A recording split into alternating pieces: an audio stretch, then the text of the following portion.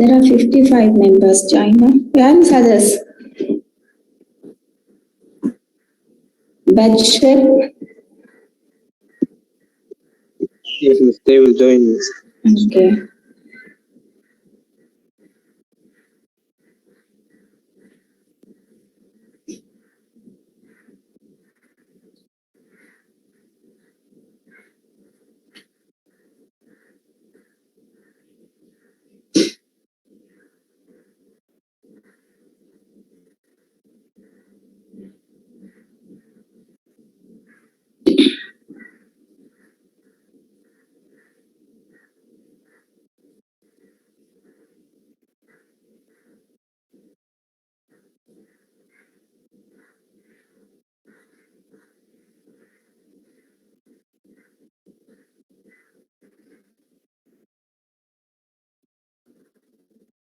Yes.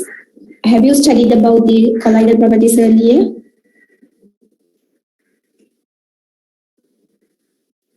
And the consistency, soil consistency. Have you discussed this? Can you all hear me? Please talk to me. Yes, ma'am. Am I audible? Yes, ma'am. Okay. Have you studied about it earlier? Colloidal properties. Good. Any of you please talk to me clearly? Have you studied this earlier or not? Under consistency, we have discussed this. All these, the colloidal properties. Not all, ma'am. And the consistency, have you studied about plasticity, cohesion, strength? So you mean, I think some of terms you have heard, no? Yes, sir. Discussed under that. Okay. So these colloidal properties are important because the soil colloids are important because their surface attract most of the nutrients. So which nutrients are important for the plant growth, right? So therefore the colloidal property is also important, right? Plasticity, cohesion, shrinkage and swelling, flocculation and the dispersion are called as colloidal properties, right? So other than that, there are some more properties like Brownian reactions, electrolyte concentrations. These also come under the colloidal properties, right? So all these properties are surface phenomena, right? It is mostly interact with the soil surface, not the interlayer of the soil, right? So therefore, their intensity depend upon the amounts and the nature of the surface area, right? So since it is the properties interact with the surface of the soil colloids, so these properties mainly depends on the amount and the nature of the soil surface, right? These properties are greatly influence the usefulness of soils for the agriculture as well as the engineering purposes, right? So under that, first we'll see about the plasticity. So I think you have did this practical, no? Soil texture practical. That you have done that the field method of soil texture analysis. So it is also some more or less closer to the texture analysis. So the plasticity and the stickiness you have studied under the soil consistency, right? This practical is more or less same, but this section actually you have covered under the soil consistency, right? So the plasticity means it is the capacity to be molded. Right, when we apply the pressure to the soil, so it may change the shape of the soil, right? So when we release the pressure or the force, it may come to the normal position. So that is the plastic nature of the soil. Okay, so unless the sandy soil, plasticity may be high, in the clay soils, right? So the clay soils specifically have this property of plasticity. So it is the property of soil to change its shape under the influence of force and to retain its new shape even when the force is stopped, right? So when we apply the force, it may change its shape, and when we stop the force, then that will come back to the normal position. That is the plastic nature of the soil. So this property is exhibited only when the soils are moist or the wet. 1:1 type of clay, especially the kaolinite, and the E-lite is intermediate in between the 1:1 type and the 2:1. So one monolite example for which type of soil? So clay. One monolite. Expanding type. Which type of clay? 2:1 expanding type. 2:1 expanding type. The kaolinite? Yes. The kaolinite? 1:1. E-lite? E-lite?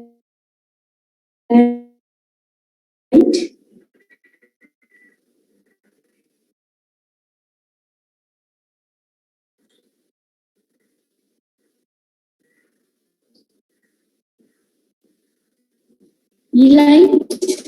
Which type of clay?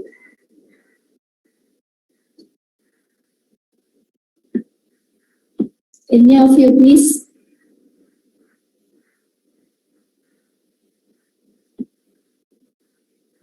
E-lite? AG057?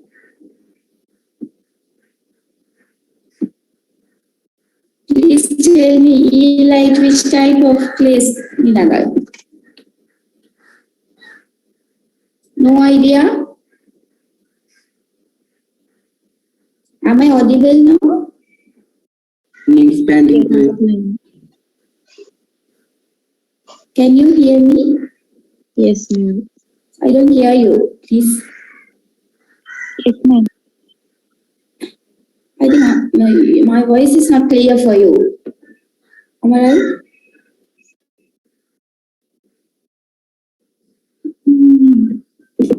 No, okay.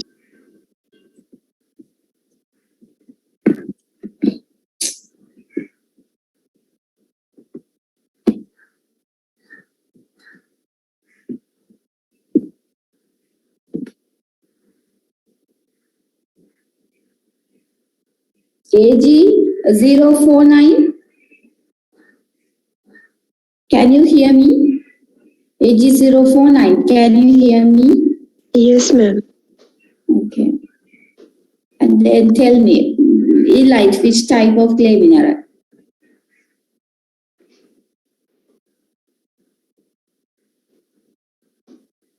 Hmm?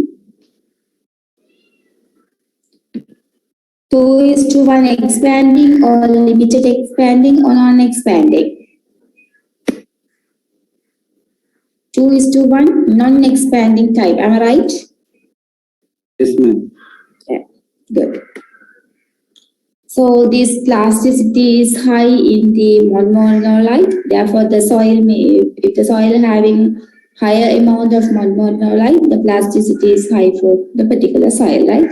So, and also the plasticity encourages the changes in structure and also influence on the tillage operations, right? And then cohesion. So the cohesion means it is the tendency of clay particles to stick together, right? Clay particles stick together is known as the cohesion. When the water in a clay is reduced, there will be an increase in the attraction of colloidal particles for each other, right? So when the water molecule is removed in between the soil particles, the particles may attract together by the other colloidal particles, right? That is the cohesion. So the cohesion results in the cloudy field condition, which is not conducive for the cultivation, right? If the cohesion is high for the soil, so which is not conducive for the cultivation, not desirable for the cultivation practices.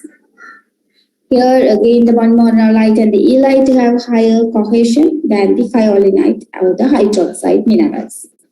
Humus tend to reduce the attraction of individual clay particles for each other. Therefore, it will reduce the cohesion. Right? If the humus or the organic matter content is high in the soil, so that will reduce the cohesion property of the soil. Right? So here the cohesion means tendency of soil particles to unite together or stick together. Right? And then swelling and shrinkage. Swelling is the capacity of the colloid to increase in volume during the wetting and the capacity to reduce in volume during the drying. That is the shrinkage.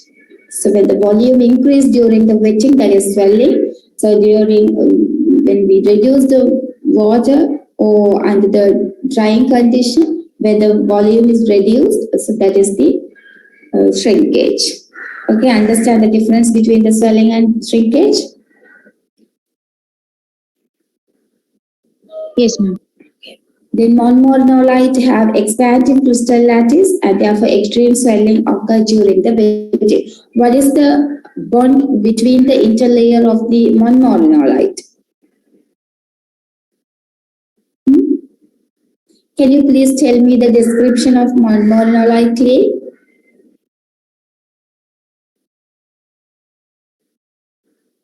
Any of you please tell me? We are discussing under the several categories, the properties. So most of the properties are high. The colloidal properties are high in the monomonolite clay. So therefore, you should know about the description of the clay, no? Tell me about the monomonolite.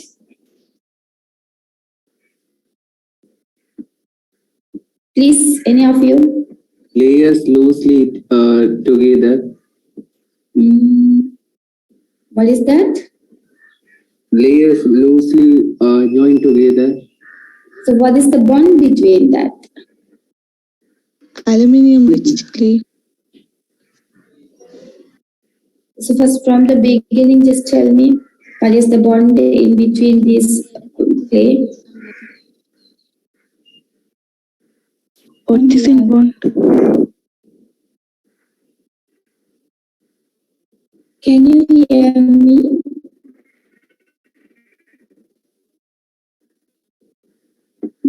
Your voice is not clear. Some of you are talking, but I couldn't hear you properly.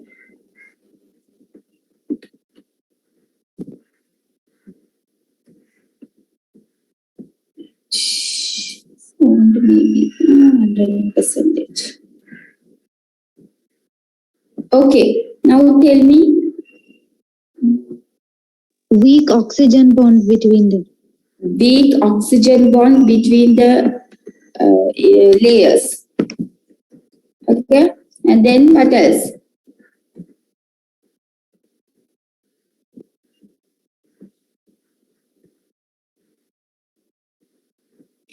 What else? What are other? Water and exchangeable cations enter into the layer and they can expand. Sorry. What is that? Water and Exchangeable cations enter into the layer and expand. They can expand well. They have high plasticity, stickiness. Okay. So what is the basic unit of that clay? What is the basic crystal units?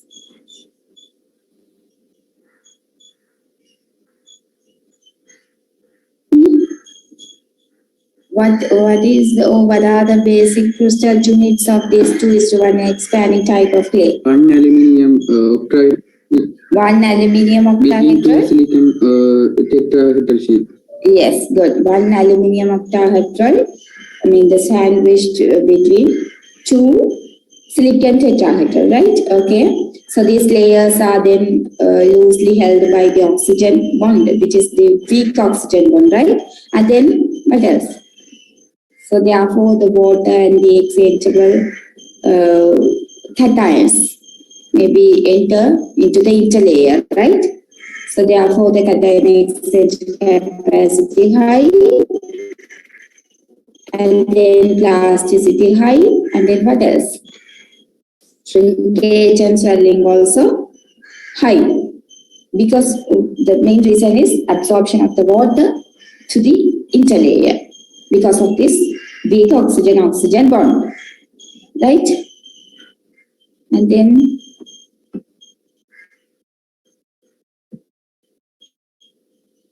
I have explained.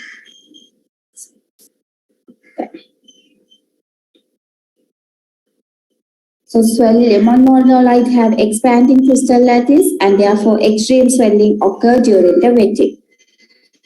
Hyaluronite or the hydroxides have static lattice and does not exhibit this property because of the tight bond. What is the bond between hyaluronite?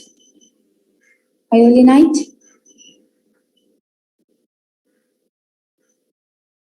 Hydrogen bond. Yes, hydrogen bond, right? And then vermiculite and elite are intermediate in these aspects. Vermiculite are 2:1. Which type? Vermiculite. Limited expand. 2:1 limited expanding type of mineral.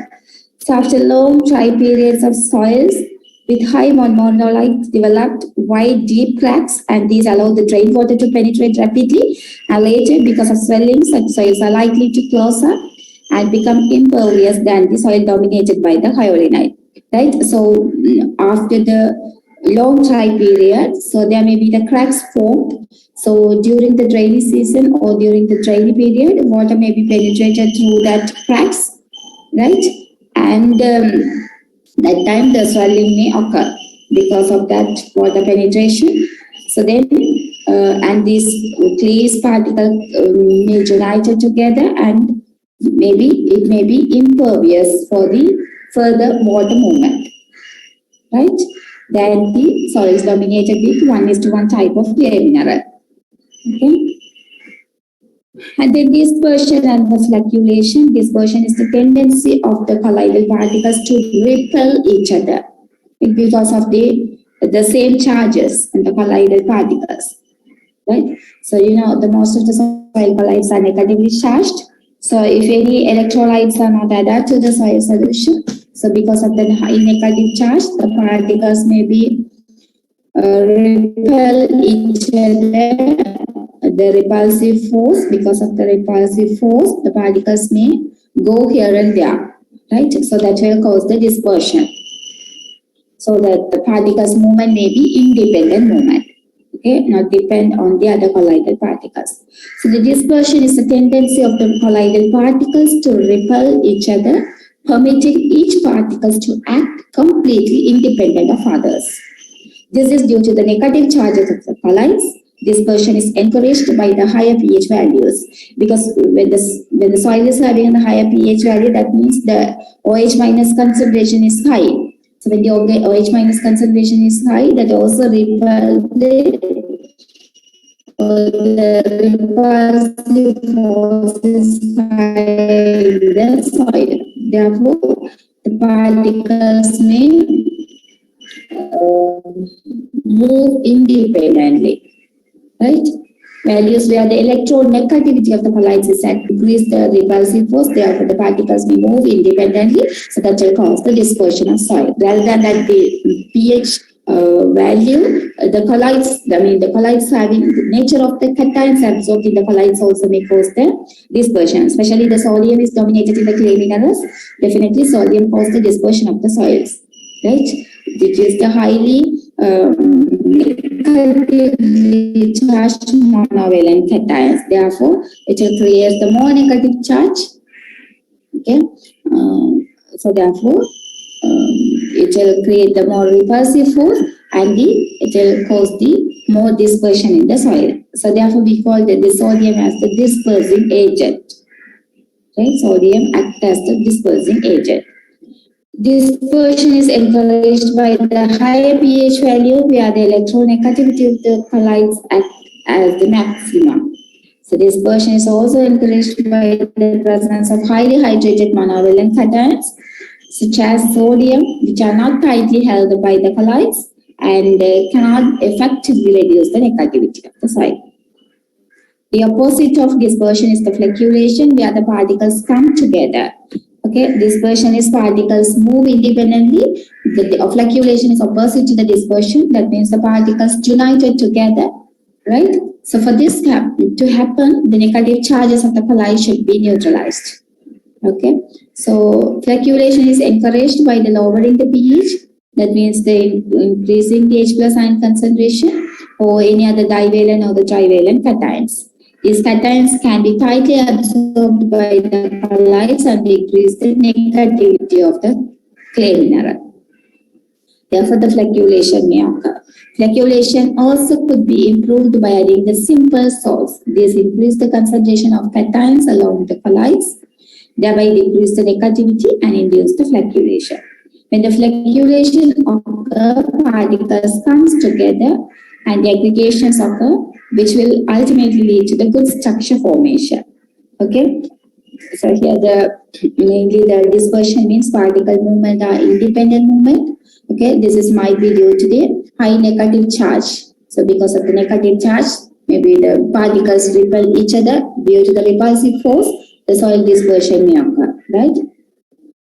So when the pH value is high in the soil, so that may cause the dispersion of the soils. The flocculation means that is the opposite to the dispersion. The particles united together, and if the particles united together, so the negative charge should be neutralized by any other cations or other positive electrolytes, right? So when the pH value decreases, it means pH plus ion concentration is increased, or when we add any divalent or the trivalent cations, so this negative charge may be neutralized, and that will create the high positive charge. Therefore, the flocculation may occur. Okay. At the meantime, so the flocculation may increase or enhance the soil structure formation, aggregation, as well as the soil structure formation. Okay. Clear? Okay, ma'am.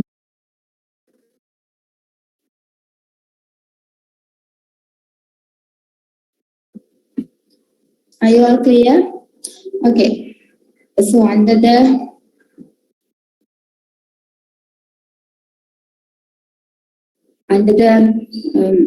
sorry. Under the colloidal properties, we have discussed about the plasticity, cohesion, swelling and shrinkage, and dispersion and the flocculation, right? So now we'll see about the soil pH. So you know the pH is the negative logarithm of the H plus ion concentration, right? So that is the H plus concentration.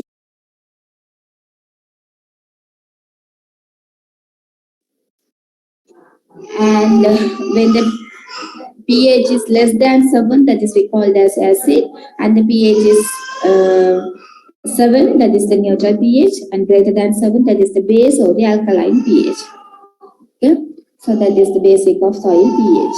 When the pH is less than 7, that is belongs to the acidity, and the greater than 7, that is the basicity or the alkalinity. Right? So the soil acidity is maybe classified into 3 different pools. One is active acidity, salt replaceable or the exchangeable acidity, and the residual acidity. That is the soil acidity, right? Acidity again classified into 3 main pools. One is active acidity, salt replaceable or the exchangeable acidity, and the residual acidity, right? The active acidity means that is the mainly the H plus ion concentration in the soil solution. Okay, not in the soil, the exchangeable side, so soil not bound with the soil particles, which is means H plus ion concentration in the soil solution. Okay, so when you are measuring the soil pH by the direct method of pH meter method, you are generally you are measuring the H plus ion concentration in the soil solution. So that means you are measuring the active acidity only, not the total acidity, or not the residual or the salt replaceable acidity. You are measuring only the active acidity. Okay. However, the active acidity is due to the active, the active acidity is very small compared to the exchangeable and the residual acidity. Although it is very small, it is much more important because the soil solutions are the environment, the plant roots and the microbes are exposed. Okay, the plant roots is exposed to the soil solution environment. So for the nutrient uptake as well as the microorganisms activity also closely interacted with the soil solution, right? So the active acidity is very much important because it is acting H plus concentration in the soil solution. Okay, it is mainly it is influencing on the nutrient availability for the plant uptake, right? So for these reasons, the active acidity are important, right? So what do you mean by active acidity? Any of you please tell me? AG037? Yeah. It is the measure of H plus activity in the soil solution. That is the active acidity, right? And then salt replaceable or the exchangeable acidity means it is mainly the H plus and aluminum ion concentration which are held by the exchangeable sites in the soil colloids. Okay, you have already studied about the cation exchange reactions, right? So these exchangeable sites are present in the soil colloids. So the H plus and Al3 plus present in the exchangeable sites are called as the salt replaceable acidity. This may be replaced by the unbuffered solutions like KCl. So when you apply the KCl, so this K plus may be replaced this aluminium and the H plus ions to the soil solution. Right? Then the K plus may join with the colloids. Okay, so this acidity may come into the soil solution. Okay, so this can be replaced into the soil solution by the cation exchange with an unbuffered salt solution such as KCl. At a given pH value, exchangeable acidity is generally highest for the smectites and intermediate for the vermiculite and lowest for the kyanite. This is also due to the bonds between the interlayers, because the smectites having the, what is the bond between smectites? What is the bond? It is the 2:1 expanding type of mineral. Then what is the bond? Now we discuss, no? Yes, with oxygen bond. Because of that, the cation exchange capacity also high. At the meantime, the exchangeable acidity also high, right? And the residual acidity means it is the acidity which remains in the soil after active and so exchangeable acidity has been neutralized. It is generally associated with aluminium hydroxy ions with the H hydrogen and the aluminium ions are bound in the non-exchangeable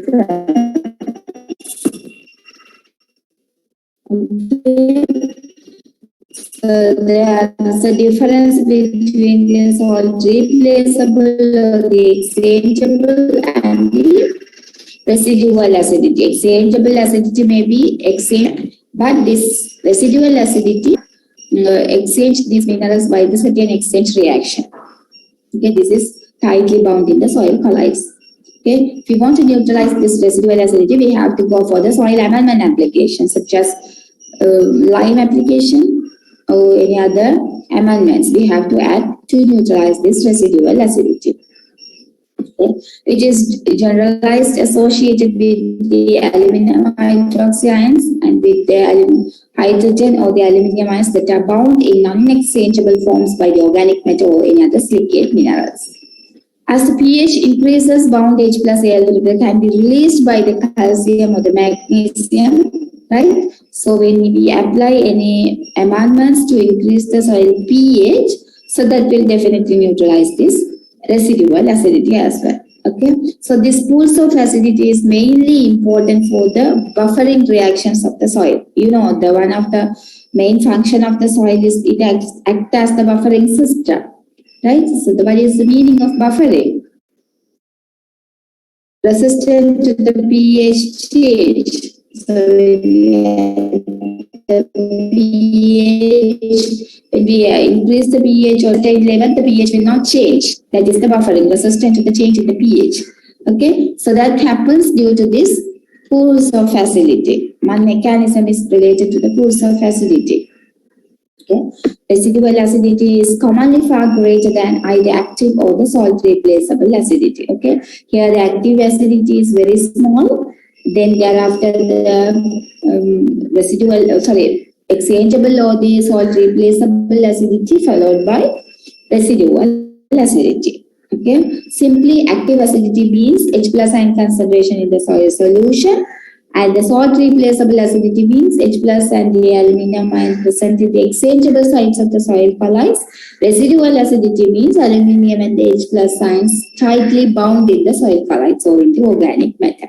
So we cannot exchange this acidity or the aluminum and the hydrogen ions by the exchangeable reactions. We have to increase the pH by adding the amendments. And then fourth one is the potential. It is not much important. Potential or the potential acidity. Okay. It is found in the acid sulfate soils that contains reduced sulfur compounds such as pyrite. It is normally due to the sulfur compounds in the soil. It's much more important. When we discuss about the pools of acidity, the three main pools are important: active, residual, and the salt replaceable. Right?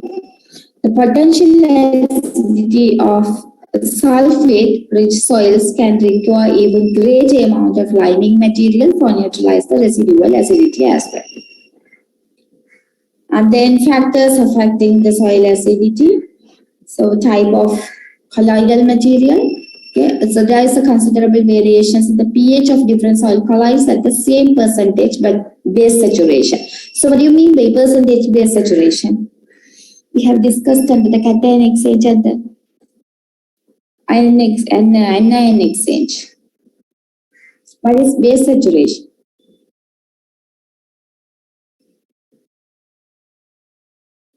Any of you please, base saturation?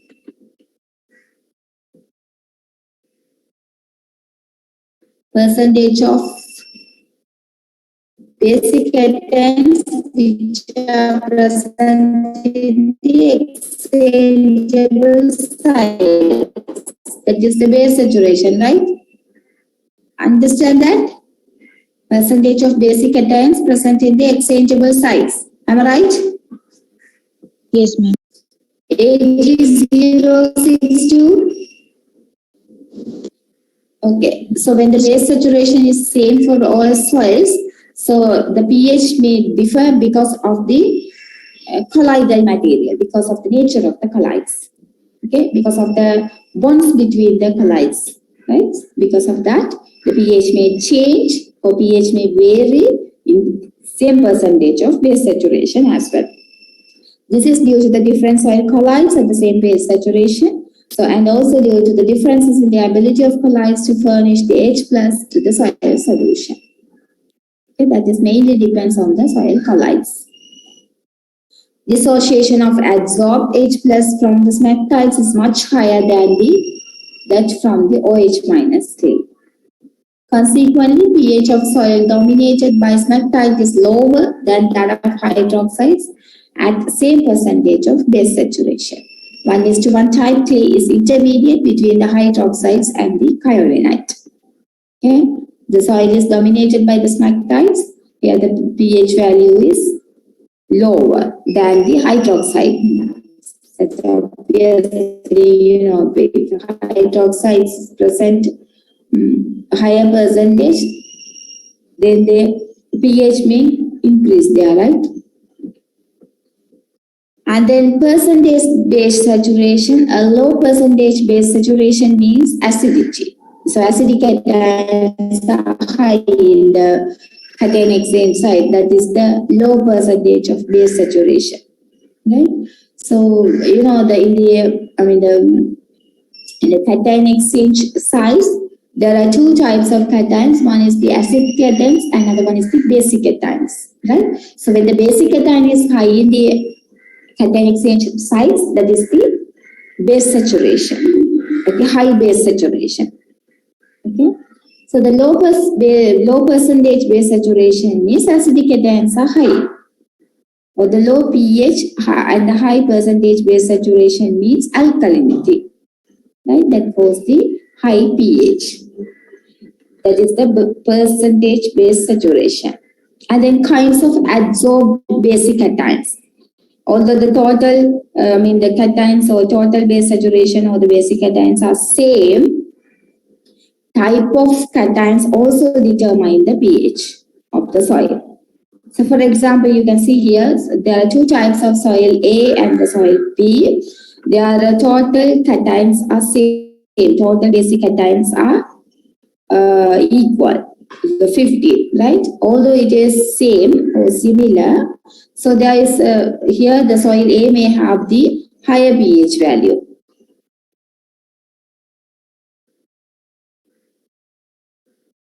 Why? What is the reason? Because the sodium is high in the soil A. Understand that? Although the total basic cations amount is same, the soil A may have the higher pH value because of the sodium. Higher amount of sodium is there. Okay, that may cause the higher pH of soil A than the soil B. So that is the kind of adsorbed basic cations. And then presence of neutral salts in the solution. Presence of neutral salts such as sulfate, chloride of sodium, potassium, calcium, or the magnesium have a tendency to increase the activity of H plus and reduce the soil pH. Okay, so when it's applied, the calcium, sodium, potassium, chloride, or the sulfate present, so that may reduce the soil pH value. And then presence of organic matter, definitely during the decomposition, organic matter produce the organic acids and they can reduce the soil pH. And then climate, the pH of humid region soil is less than the pH of tropical soils and the pH of arid and the semi-arid regions will be high. In humid region, because of heavy precipitation, the vegetation growth is high and therefore the organic matter content is high. During the decomposition, more acid will be released. That is the reason reason for the higher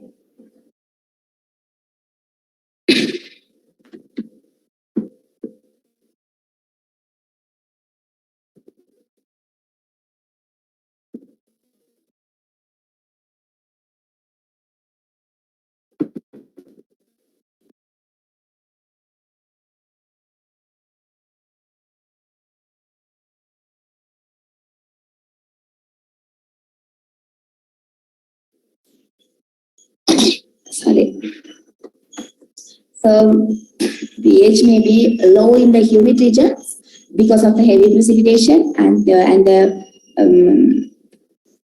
vegetative growth as well as the high organic matter content, so that may produce the organic acids during the decomposition, right? And also due to the high available water, the basic cations will be released from the soil at the time. So one is the basic cations released through the soil profile by the high rainfall at the meantime. Because of the high vegetation, the basic cations, most of the basic cations are plant nutrients, so these nutrients may be absorbed by the plant. Therefore, the soil pH may reduce. See, in arid region, organic matter content is low, leaching also limited. Basic saturation will be high, therefore it leads to the higher pH. So these are the factors that are affecting the soil pH.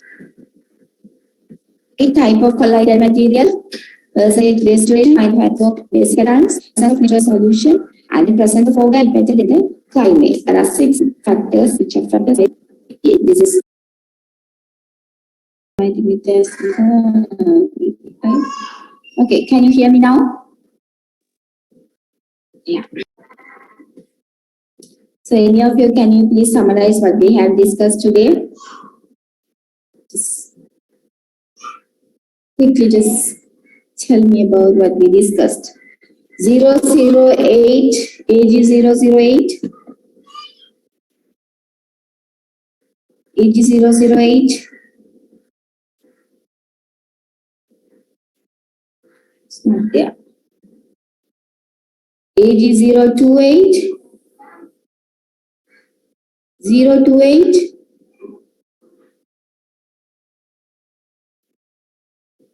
031.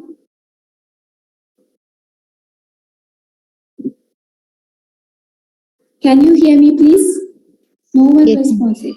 Okay. 02002,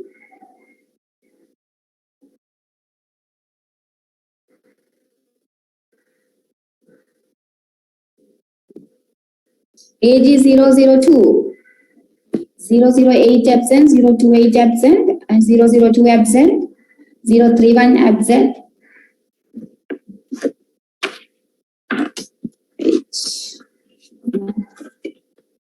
And then 032.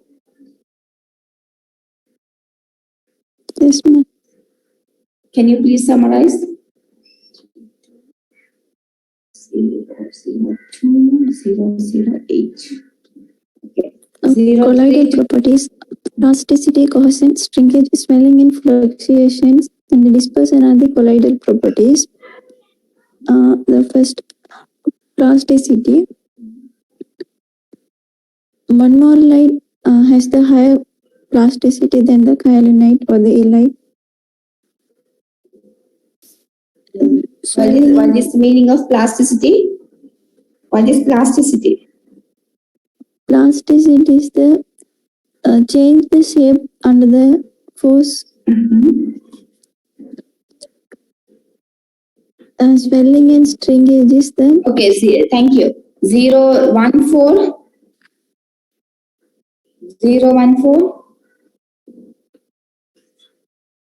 Yes, ma'am. Okay, can you please continue?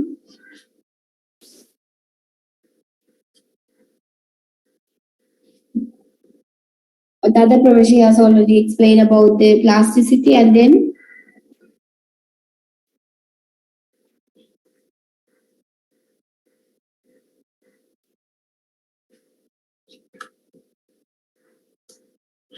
continue. 014.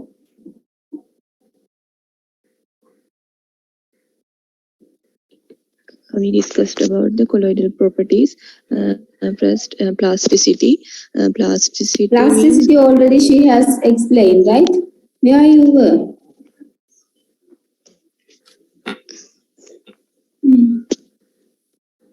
Continue. then we discussed about cohesion.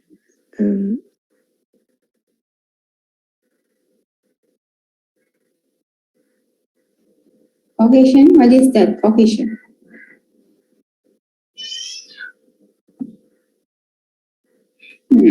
Age is 070. yes, ma'am. What is cohesion? It is the tendency of light particles to stick together.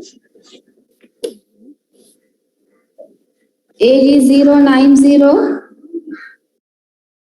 Okay, can you please explain about the shrinkage and swelling?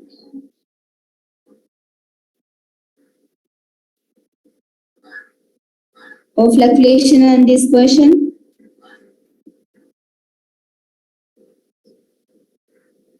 Okay, colloids. What is swelling? Capacity of colloids?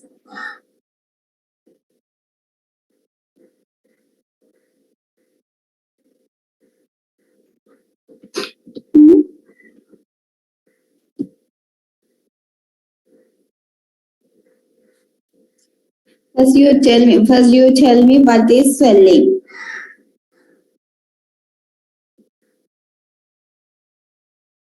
Swelling means capacity of clay to expand the volume or increase the volume when water is applied. Okay, shrinkage means when water removed, it may reduce its volume. That is to shrinkage. Okay, okay. And then tell me about the flocculation and the dispersion. 090. Flocculation and dispersion.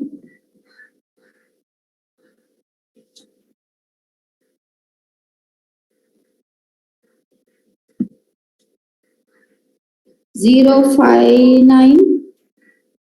AG 059. Yes, ma'am. Yeah, what do you mean by flocculation? Flocculation mean some colloidal has negative charges that change into positive charges, and other colloid has negative charges. So there's attraction between. Simply flocculation is particles united together. That is the flocculation. Okay, so that may be due to the high the neutralization of the negative charges by the positive charges. Okay, and then dispersion. Dispersion mean both colloidal particles have negative charges. So due to the negative charges of the colloids, they are repelled. Okay, because of the repulsive forces, the particles are moved here and there over the independent movement. It causes the soil dispersion. Okay. Yes. And then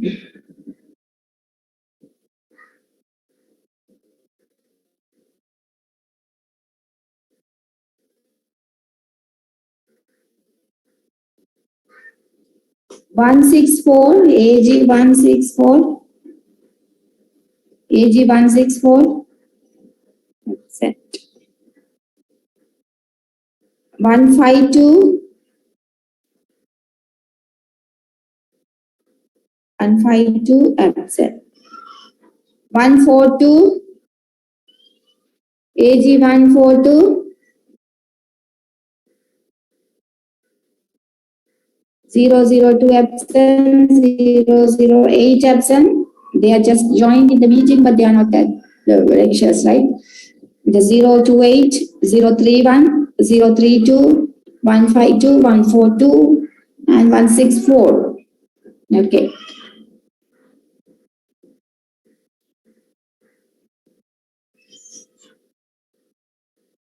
Zero 46, AG 046, 46, are you there? Yes. Okay. So what do you mean by soil, tell me about the soil acidity. What are the three main pools of soil acidity? Active acidity, residual acidity, and exchangeable acidity.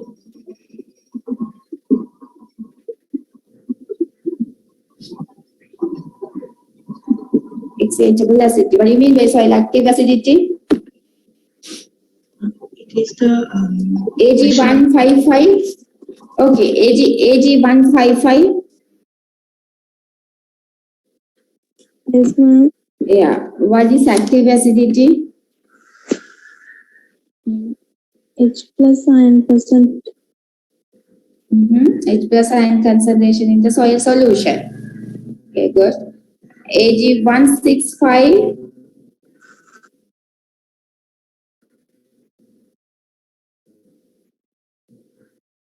AG 165. Yes, 165. Are you there? Yes, ma'am. Okay. Okay. What is salt replaceable acidity?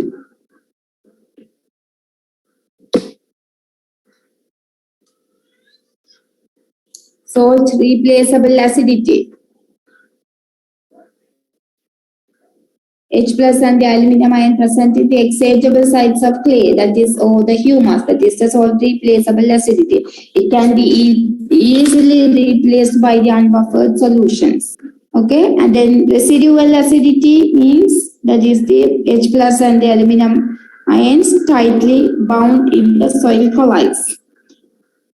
If you want to neutralize the the residual acidity, we have to apply the higher pH amendments like liming materials, right? And then we discussed about the factors which affect the soil pH. Okay, what are the factors? Any of you please simply just list out the factors. Type of colloidal material. Yes, type of colloidal material. Then percentage base saturation. Percentage base saturation. Kind of absorbed. Kind of absorbed basic anions. Presence of organic matter. Okay, presence of organic matter. Then climate. Climate, one is missing. I mentioned 5. Presence of neutral salts. Presence of neutral salts in solution.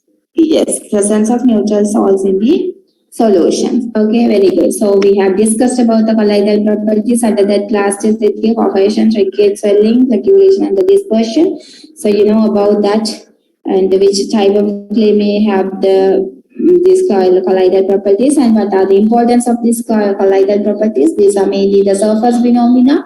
Soil surface is important, which is highly correlated to the agriculture as well as the engineering purposes. And then we discussed about the soil pH. There are main 3 types of soil: acidity, pools of acidity, active, soil replaceable, as well as the residual acidity soil. And also we discussed about the factors affecting the soil pH, right? This is very, very important section. You can expect one question from this section, right? Okay, with that, I think I can wind up here. So in the next class, we will continue with your presentations, right? Okay. Okay, then, thank you for your patience. Thank you. Now you can leave.